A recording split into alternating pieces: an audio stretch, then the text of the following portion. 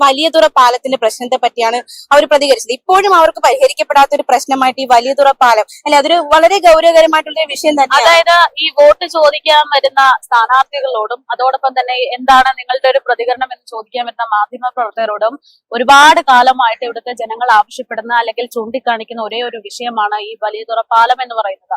മത്സ്യബന്ധന തൊഴിലാളികൾക്ക് ഏറെ ആശ്വാസകരമായിരുന്ന ഒരു പാലമാണിത്. നമുക്കറിയാം, ഇപ്പോ ഒരുപാട് വികസനങ്ങൾ, അതിന്റെ ഭാഗമായിട്ടുള്ള ഒരുപാട് പദ്ധതികളൊക്കെ തലസ്ഥാനത്ത് പല ഭാഗങ്ങളിലുമുണ്ട്.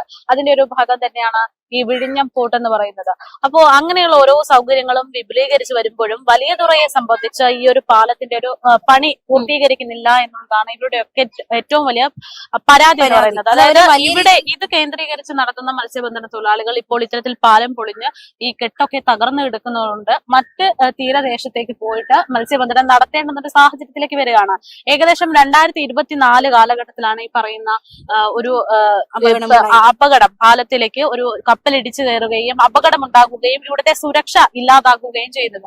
അതിനുശേഷം ഇവിടെ ഈ ഒരു ഏരിയ തന്നെ കൃത്യമായിട്ട് ശൂന്യമായി കിടക്കുകയാണ് എന്നുള്ളതാണ് യാഥാർത്ഥ്യം. ഞാൻ ഇടപെട്ടോട്ടെ. പ്രത്യേകിച്ച് അവരിപ്പോൾ പ്രധാനമായിട്ടും പറയുന്ന ഒരു പരാതി എന്ന് പറയുന്നത് ഈ പ്രദേശത്തുള്ളവർ, ഇപ്പൊ നമ്മൾ നിൽക്കുന്നത് വലിയതുറ ഭാഗത്താണ്, ഈ പ്രദേശത്തുള്ള ഒരു വെട്ടുകാട് സാധാരണ ഈ കടലിലൂടെ അങ്ങ് പോകാവുന്നതേ ഉള്ളൂ. പക്ഷെ ഈ പാലം ഇങ്ങനെ തകർന്നു കിടക്കുന്നത് കൊണ്ട് ഒരു ദിവസം അവർക്ക് ഈ വള്ളവും കൊണ്ട് പൈസ മുടക്കി ആ വെട്ടുകാട് വരെ പോകേണ്ട സാഹചര്യം. ഇത് വലിയൊരു പ്രശ്നം. നമുക്കറിയാം, സാധാരണക്കാർ ഒരു ദിവസം കഴിഞ്ഞു പോകുന്നത് എങ്ങനെയാണ്. അതിനിടയിൽ ഈ ഒരു ചെലവും കൂടി അവർക്ക് വരുമ്പോൾ അത് വലിയ രീതിയിൽ അവർക്ക് വലിയ ഭാരമാവുന്നുണ്ട്. അതാണ് അവരുടെ പ്രധാന പ്രശ്നമായിട്ട് അവരിപ്പോൾ ഉന്നയിക്കുന്നത്.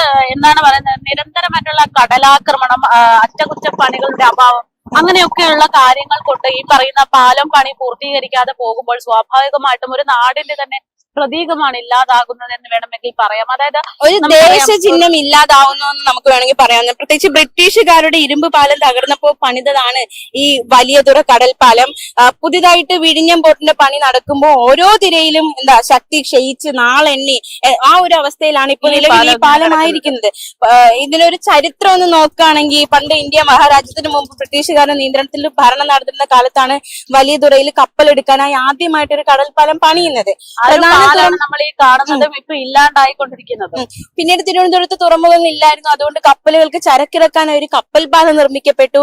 എന്നാൽ ബ്രിട്ടീഷുകാർ ഇന്ത്യ വിട്ടു പോയതിനെ തുടർന്നുള്ള വർഷങ്ങളിൽ എപ്പോഴോ ഒരു കപ്പൽ വന്നിടിച്ച് ആ ഇരുമ്പ് പാലം തകർന്നു. ഇങ്ങനെയാണ് കരയിൽ ഈ ഒരു പാലത്തെ കുറിച്ചുള്ള ഒരു കഥയുള്ളത്. അപ്പോ എന്തൊക്കെ പറഞ്ഞാലും ഇത് വലിയൊരു പ്രശ്നം തന്നെയാണ് ഇവിടുത്തെ ജനങ്ങൾക്കുണ്ടാക്കിയിരിക്കുന്ന കാര്യത്തിൽ സംശയമില്ല, അല്ലെ? വലിയൊരു പ്രശ്നം തന്നെയാണ്. പ്രധാനമായിട്ട് സ്ഥാനാർത്ഥികളോട് അവർക്ക് പറയാനുള്ളതും ഈ വലിയതുറ പാലത്തിന്റെ ഈ ഒരു അവസ്ഥ അത് പരിഹരിക്കപ്പെടണം എന്നൊരു ആവശ്യമാണ് പ്രധാനമായിട്ടും അവർ മുന്നോട്ട് വെക്കുന്നത്.